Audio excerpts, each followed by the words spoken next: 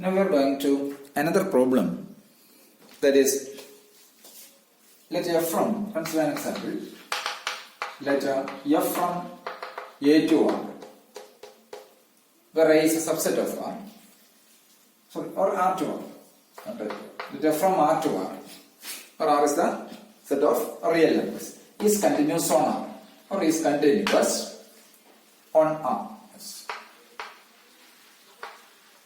Continuous on R. And we define P. P equals set of all x of all in R with f of x greater than 0. Define a set. P equals set of all x of all in R with f of x greater than 0. Let C fall in P. C fall in P. Then there exists a delta neighborhood of C, which is a subset of P. This is the requirement. So the statement says that when f from R to R is a continuous function, and we define continuous on set of reals, and we define a set P equals set of all x of all in R with f of x greater than 0. And we choose a point in P, let it be C. C fall in P means f of C should be 0, so greater than 0. Agreed? Means C fall in P. C fall in P means this f of C greater than 0. Why? Because x of fall in P means f of x greater than 0. Then there exists a delta neighborhood. What is delta neighborhood of C? The delta neighborhood of C is denoted as V delta C. Then there exists a delta neighborhood of C, then which is a part of P. So this is our requirement. There exists a delta neighborhood of C, that is V delta C is a part of P. That is what we require. So how to prove this one? So in order to prove V delta C is a part of P, first we choose an element in C, V delta C. Let x fall in V delta C. It is given C fall in P, then we know that f of C greater than 0. X fall in V delta C means this x fall in open interval C minus delta, C plus delta. So this is V delta C. What is the delta neighborhood of C? Delta neighborhood of C is open interval C minus delta, C plus delta. This means modulus of x minus C strictly less than delta. Okay. Now we know that f is continuous on R. F is continuous on R. That means for all epsilon positive, there exists a delta positive such that modulus of f of x minus f of C less than epsilon provided mod x minus C less than delta. So f is continuous on R means in particular f is continuous at C, where C fall in P, P again fall in R. Why? Because this P is a part of R itself. C fall in R. Why? Because C is in P, P is a part of R. Okay. So f is continuous on R. In particular, f is continuous at a particular point C on R. Then that means for all epsilon is positive, there exists a delta positive with a modulus of f of x minus f of C strictly less than epsilon, provided mod x minus C less than delta.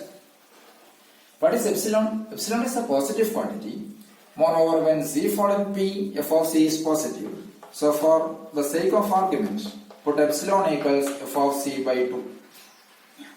Since f of C is positive, epsilon is greater than 0.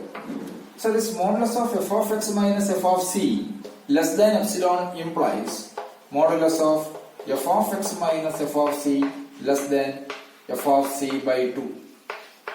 Why? You can replace this epsilon by f of C by 2. So this means minus of f of C by 2 less than f of x minus f of C less than f of C by 2. You can adding f of C, you will get f of C minus f of C by 2, which is f of C by 2 less than f of x less than 3 by 2 into f of C. Okay, if you adding f of C throughout this inequality, we have f of C by 2 less than f of x less than f of 3 by 2 f of C. Now only consider the left side inequality. What is f of c by 2? That should be positive. That means 0 less than f of x. Okay, 0 less than f of x means f of x greater than 0. F of x greater than 0 means, as by the choice of p, this x fall in where? X fall in p itself for all x fall in R. So here x fall in V delta C, the same x fall in P, so that means V delta C, that is the delta neighborhood of C, which is nothing but a part of P. So this is the requirement. Agree? Okay.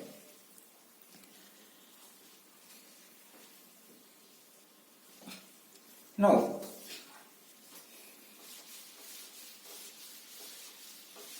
we are going to another important concept, that is the continuous functions on intervals.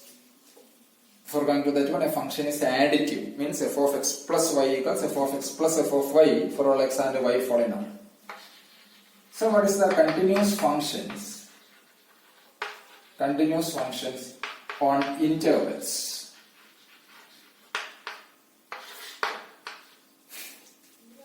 Now we consider, now we will discuss about the continuity of a function on given intervals. So first we define a function, we define a certain things, that is first the boundedness of a function. We know that a secant xn is bounded. When suppose secant xn is in R or xn, then secant xn is bounded means there exists m greater than capital M greater than 0, which is a sufficiently large real number with a mod xn less than or equals m. Then the sequence xn is said to be bounded. If mod xn greater than m, we know that it is unbounded. So in the light of this argument, the same way we can define, suppose a is a part of R. A is a part of R and f is a function from a to R which is continuous, or a function f from a to R which is bounded on E, bounded on the domain, bounded on A, if there exists a constant capital M greater than 0 such that modulus of f of x less than or equals m for all x fallen A. Modulus of f of x less than or equals m for all x fallen A, then the function f is said to be continuous on the given domain A itself. So like this means a secant xn is bounded means mod xn less than or equals m, where m is a sufficiently large real quantity. So similarly, the function f from a to R is said to be bounded then if there exists a constant m such that mod f of x less than or equals m for all x fallen. Then what is the, if a set is not bounded, if a function is not bounded, a function is not bounded means it is unbounded, that is there exists x fallen A such that mod f of x greater than m less than or equals complement mod f x greater than m, then f is said to be unbounded. So consider the example, f of x equals 1 by x, is it bounded or unbounded? Bounded or unbounded means sum. How to find out the boundedness or unboundedness of this one? Where f of x is 1 by x, where x fall in A, where A equals 0 infinity. So clearly when x fall in open interval 0 infinity, surely this f is unbounded. F of x is unbounded. Why?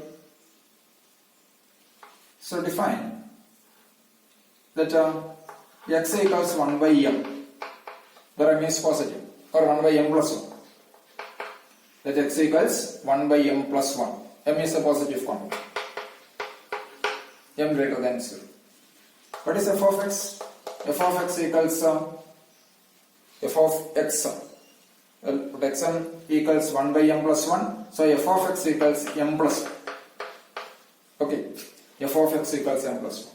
When x equals 1 by m plus 1, that's fallen here, where m is a sufficiently large quantity.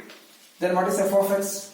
F of x equals 1 by x, means 1 by m plus 1, it is m plus 1. This m plus 1 greater than m. Okay, that means modulus of f of x greater than m So this f of x equals 1 by x, where x fall in open interval 0 infinity being an unbounded function. So this is the unboundedness. A function which is not bounded, then it is known as unbounded. Enough. So now we are going to an important result which is known as boundedness theorem.